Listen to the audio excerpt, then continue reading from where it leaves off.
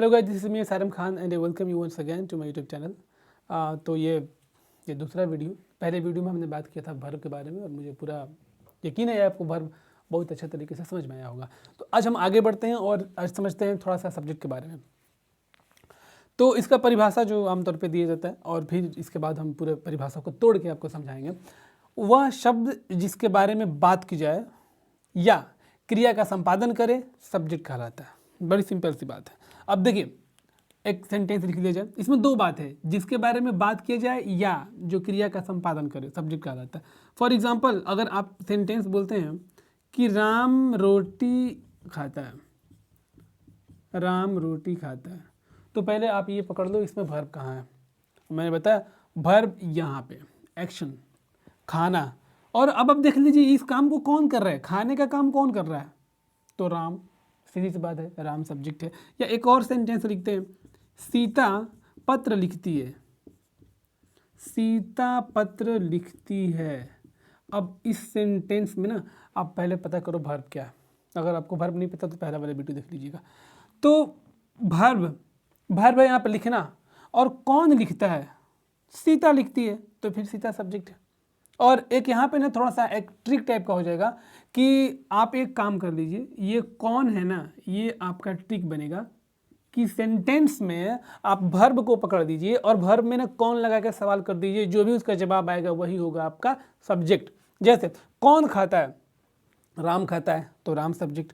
कौन लिखती है, सीता लिखती है, तो सीता सब्जेक्ट। अब क्या होता है कि कुछ ऐसे भी सेंटेंस होते हैं जिसमें कोई एक्शन वगैरह नहीं होता। तो जब एक्शन नहीं होता तो फिर आप वहाँ पे कैसे पहचानोगे सब्जेक्ट को। फॉर एग्जाम्पल, अगर मैं बोलूँ कि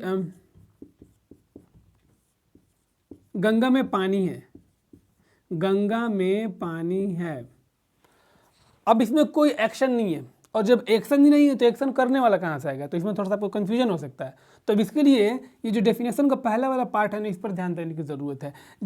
वह शब्द जिसके बारे में बात की जाए, तो गंगा में पानी है, इसमें किसके बारे में बात की जा रही है, इसमें बात की जा रही है पानी के बारे में, इसीलिए पानी इसका सब्जेक्ट है। एक बात और, थोड़ा सा कन्फ्यूजन हो सकता है। आप ये भी कर सकते हैं कि गंगा में पानी है, ये भी तो हो सकता है कि लोग कह सकते हैं कि नहीं, हम गंगा के बारे में बात कर रहे हैं, हम पानी के बारे में बात नहीं कर रहे, इसलिए गंगा सब्जेक्ट है। कभी कभी ये हो जाती है ऐसी बात है। या अगर आप ऐसे बोले कि मुंबई में मेरा मित्र है, तो आप ये भी, हालांकि इसमें जो सब्जेक्ट है ना वो मेरा मित्र है, लेकिन आप ये भी कह सकते कि नहीं, अगर ये जो परिभाषा है कि वह शब्द जिसके बारे में बात की जाए वही सब्जेक्ट है, तो मुंबई के बारे में बात की जा रही है, इस बेस पे आप कह सकते हैं कि मुंबई सब्जेक्ट है। लेकिन ऐसा नहीं है, मुंबई के बारे में बात नहीं की जा रही है और इसमें भी गंगा के बारे में बात नहीं की जा रही है।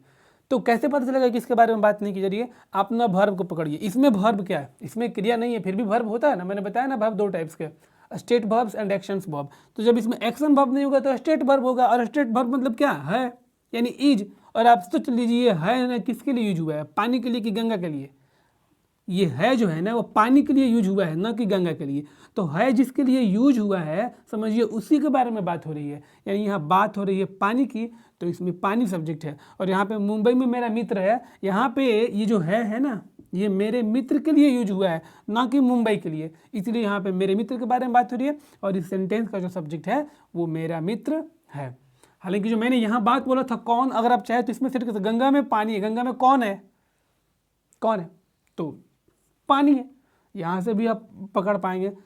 मुंबई में मेरा मित्र है कौन है, मेरा मित्र है, यानी यहाँ पे मेरे मित्र के बारे में बात हो रही है, तो यहाँ पे मेरा मित्र सब्जेक्ट और यहाँ पे पानी सब्जेक्ट। यानी सिंपल सी बात है, आपको अगर सेंटेंस दिखाई देगा तो जाहिर सी बात है उसमें स्टेट वर्ब होगा या एक्शन वर्ब होगा। अगर एक्शन वर्ब हो गया तो बड़ी आसानी से पकड़ लीजिएगा कौन लगा के कि कौन काम कर रहा है, वो आपका सब्जेक्ट हो जाएगा।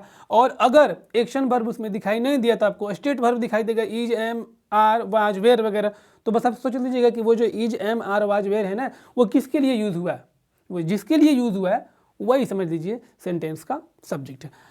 और तो ये तो हो गया सब्जेक्ट। जाते जाते मैं आपको एक और बात बता दूं कि किसी भी सेंटेंस में, जैसे मैं मान लीजिए सेंटेंस लिख रहा हूं कि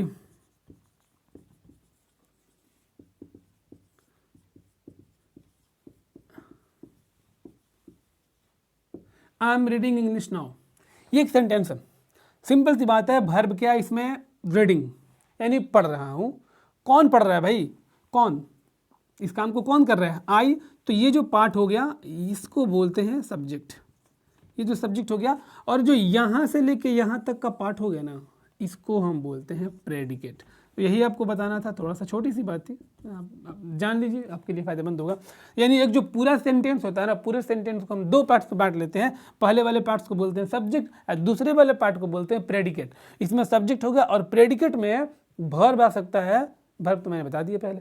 ऑब्जेक्ट आ सकता है, मैं बताऊंगा आपको ऑब्जेक्ट क्या होता है। तो ऑब्जेक्ट हो सकता है और ऑब्जेक्ट के साथ साथ इसमें बहुत सारे एडजेक्टिव या एडजेक्टिवल इक्विवेलेंट या एडवर्ब्स या एडवर्बियल इक्विवेलेंट्स, बहुत सारी चीज़ें आ सकती है।